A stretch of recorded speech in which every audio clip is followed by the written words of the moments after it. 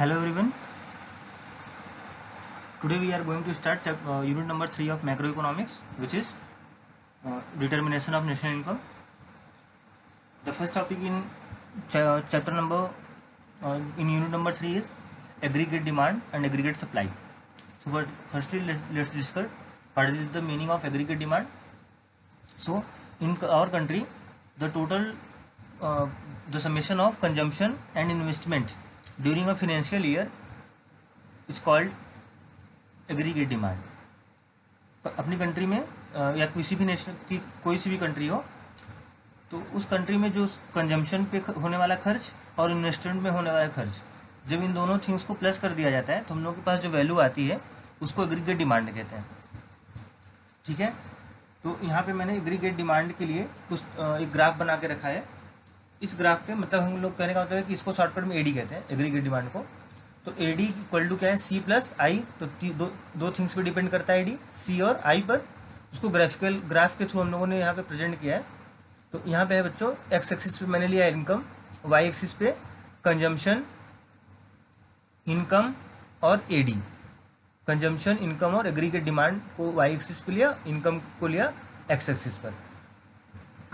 अब इस पे ग्राफिकल रिप्रेजेंटेशन हम लोग को ड्रॉ करना है. तो ये देखना है कि जो एडी की वैल्यू है तो सी प्लस आई होगी, लेकिन कंजम्पशन का ग्राफ कैसे बनेगा.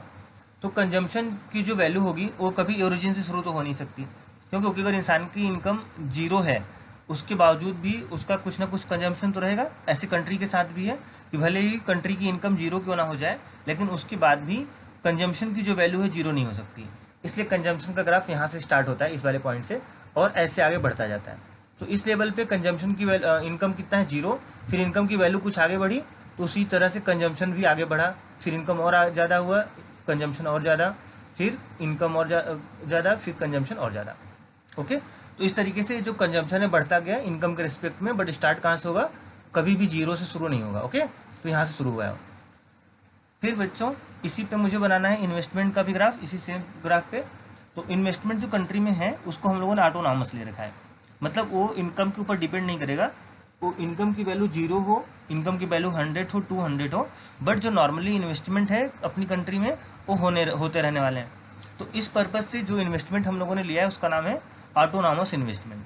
इन्वेस्टमेंट एक तरीके का और होता है इंड्यूस्ड इन्वेस्टमेंट, बट वो आपके सिलेबस से आउट, हम लोग का जो सिलेबस है वो लिमिटेड है ऑटोनॉमस इन्वेस्टमेंट तक. तो कहने का मतलब है कि जब इन्वेस्टमेंट कांस्टेंट रहेगा इसका ग्राफ तो एक्स एक्सिस के पैरेलल जाएगा, मतलब इनकम तो इधर बढ़ता जा रहा है लेकिन इन्वेस्टमेंट जो है कांस्टेंट है कंटिन्यूअसली. ठीक है, तो एक इन्वेस्टमेंट का ग्राफ बन गया. फिर जब एडी और एडी को इवेल्युएट करने के लिए हम लोग कंजम्पशन और इन्वेस्टमेंट को प्लस करते हैं, तो हर बार कंजम्पशन के एवरी इंस्टेंट पर कंजम्पशन में इन्वेस्टमेंट ऐड होगा. तो एडी का जो ग्राफ है वो सी से थोड़ा सा ऊपर स्टार्ट होके बढ़ेगा और बिल्कुल इसके पैरेलल होते हुए आगे बढ़ जाएगा. ठीक है, AD plus AD equal to C plus I. फिर कुछ हम लोग पास यहाँ पर पॉइंट्स हैं कि जैसे ए वाला जो जहां से कंजम्पशन का ग्राफ स्टार्ट हुआ था उस पोजीशन को क्या बोला जाता है, ऑटोनॉमस कंजम्पशन बोला जाता है. और ये जो आई की वैल्यू इसको ऑटोनॉमस इन्वेस्टमेंट बोला जाता है. ओके, तो ये हुआ पहला टॉपिक. देन है एग्रीगेट सप्लाई. तो कंट्री की जो नेशनल इनकम होती है उसी नेशनल इनकम का नाम होता है एग्रीगेट सप्लाई. तो जो इनकम है उसके दो पोर्शन हो सकते हैं, कंजम्पशन और सेविंग. तो इस तरह से जो एग्रीगेट सप्लाई है उसके भी दो पोर्शन हो गए, कंजम्पशन प्लस सेविंग. तो इसके बेसिस पे भी हम लोग को ग्राफ ड्रॉ करना है.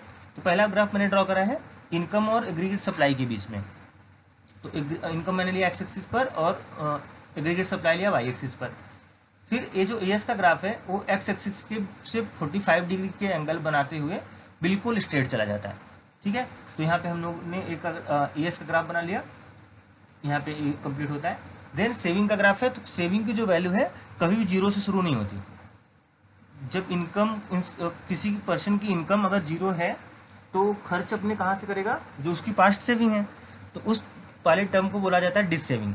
और वो अपने जो पुराने ओल्ड सेविंग्स हैं उस वाले सेविंग से पैसा निकाल के जब इनकम जीरो है तो खर्च करता रहेगा. तो इसलिए जो सेविंग का ग्राफ है वो हमेशा कहाँ से स्टार्ट होगा, नेगेटिव एक्सिस से. ठीक, तो यहाँ नेगेटिव वाली वैल्यू से शुरू हुआ और ये इसको क्रॉस करते हुए यहाँ पे पहुंच गया. ठीक, तो ये सेविंग का ग्राफ है. तो यहाँ पे जो सेविंग की नीचे वाली वैल्यू जहाँ से शुरुआत होती है उस पार्टिकुलर पोर्शन को बोला जाता है डिस सेविंग कहा जाता है. आगे बढ़ते हैं हम लोग। इसी चैप्टर में हम लोग को टॉपिक और है जिसका नाम है प्रोपोर्शनिटी टू कंज्यूम। तो प्रोपोर्शनिटी वर्ड का मतलब होता है विलिंगनेस या डिजायरेबल।